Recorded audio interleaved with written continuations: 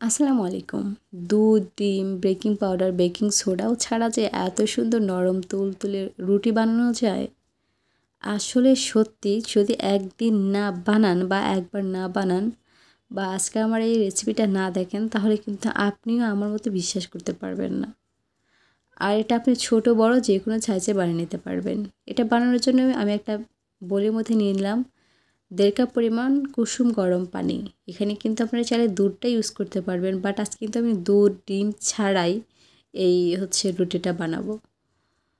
তারপর এর মধ্যে আমি দিয়ে দিব লবণ। আপনারা আপনাদের স্বাদ অনুযায়ী লবণের পরিমাণটা বাড়িয়ে বা কমিয়ে দিতে পারবেন। আপনারা যে পরিমাণে বানাবেন, ধরেন আপনারা চাইলে আরও বেশি করে বানাতে পারেন, সেক্ষেত্রে কিন্তু পানির পরিমাণ প্লাস লবণের পরিমাণটাও বেশি দিতে পারেন। এরপর আমি এখানে দিয়ে দিচ্ছি চিনি। আমি এখানে প্রায় 4 টেবিল চামচ পরিমাণ চিনি ব্যবহার করেছি। আপনারা আপনাদের টেস্টের উপর চাইলে মিষ্টি পরিমাণটা একটু বাড়ানোর জন্য চিনির পরিমাণটা একটু বাড়িয়েও বা কমিয়েও দিতে পারবেন। এরপরে এখানে আমি দিয়ে দিলাম 1 টেবিল চামচ পরিমাণ ইস্ট। এটা কিন্তু অনেকক্ষণ সময় নিয়ে এটা রেস্টে রাখতে হবে না। যেমন আমার অনেক রেসিপি আছে আমরা 1 ঘন্টা সময় নিয়ে রেখে দেই যেন ইস্টটা খুব ভালোভাবে ফুলে যায় বা ব্যাটারটি খুব ভালোভাবে ফুলে যায়। তো না, আজকে আমি একদমই সময় কম নিয়ে জাস্ট 10 মিনিটের মধ্যে আমি এটা আপনাদেরকে বানিয়ে দেখাবো।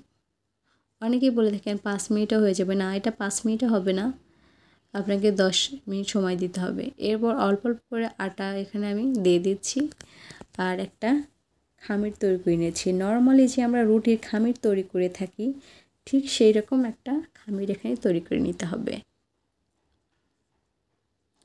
আমার চ্যানেলে অলরেডি কিন্তু এমন আরও কয়েকটি ডোনাটের রেসিপি দেওয়া আছে বা রুটির রেসিপি দেওয়া আছে, আমি ডেসক্রিপশানে লিঙ্ক দিয়ে দিব।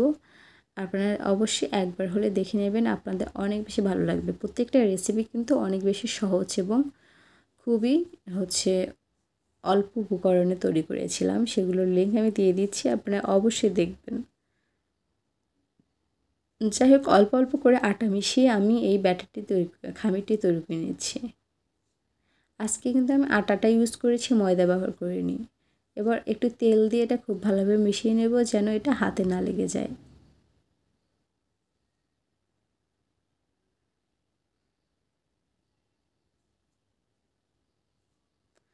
এবার লাগবে একটা ফেরি বেলুন,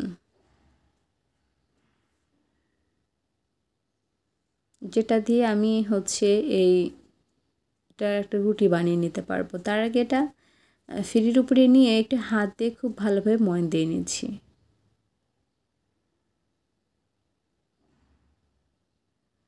এবার এখান থেকে অল্প পরিমাণ নিয়ে আমি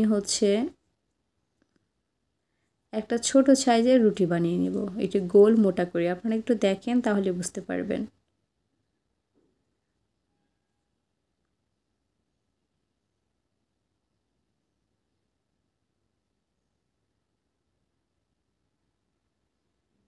এবার একটা বোতল দিয়ে এটা মাছ বরাবর আমি কেটে বা ফুটো করে নিচ্ছি। দেখতে পেলেন কতটা ইজিভাবে এটা বানালাম আমি। তো এবার একটা কাগজের উপর এটা আমি রেখে দিচ্ছি যেন এটা পরবর্তীতে ভাজার সময় হাত দিয়ে তুলতে না হয় বা কারণ এই খামিরটা কিন্তু অনেক বেশি নরম আছে, এটা তলানিতে বসে যেতে পারে। এই জন্য কিন্তু ফার্স্টে আমি একটা কাগজের উপরে দিয়ে নিলাম। আপনারা চাইলে কিন্তু এখানে বেকিং পেপারটাও ইউজ করতে পারবেন। তো একইভাবে কিন্তু আমি সবগুলো রুটি বানিয়ে নিয়েছিলাম।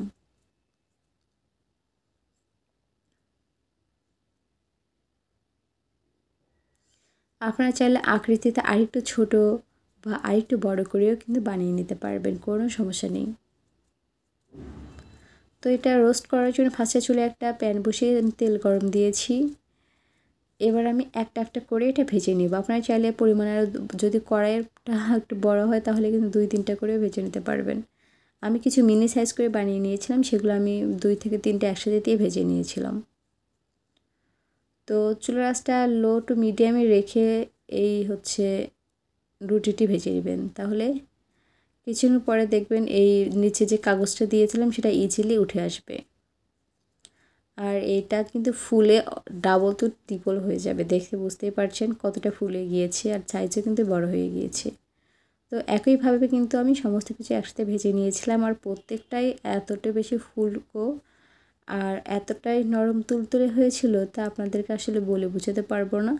তবে আপনারা একটু খেয়াল করলেই কিন্তু নিজেরাই রিয়েলাইজ করতে পারবেন যে এটা কতটা বেশি সফট হয়েছে। আমি একটু কাছ থেকে আপনাদেরকে দেখিয়ে দিচ্ছি সবগুলো ভেজে নেওয়ার পরে। এই যে দেখেন কতটা সুন্দর আর নরম তুলতুলে, একদম দোকানের কেনা রুটিগুলো যেমন নরম তুলতুলে হয়ে থাকে ঠিক তেমন হয়েছিল কিন্তু। আর এই যে মাঝখানে যে একটা ফুটো করে দিয়েছে এটার কারণে কিন্তু দেখতেও অনেক বেশি কিউট লাগছিল।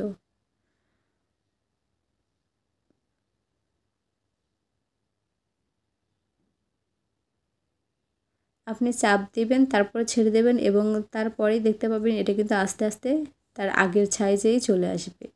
এটা হলো পারফেক্ট কিন্তু রুটির সাইজ। আপনার রুটিকে দেখবেন চাপ দিবেন সেটা কিন্তু চুপসে যাবে, তারপরে আবার আপনা আপনি কিন্তু রুটি তার নিজের সাইজে ফিরে আসে। এবার আমি একটু ভেঙে বা ছিঁড়ে আপনাদেরকে দেখাচ্ছি, দেখেন কতটা বেশি সুন্দর হয়েছে।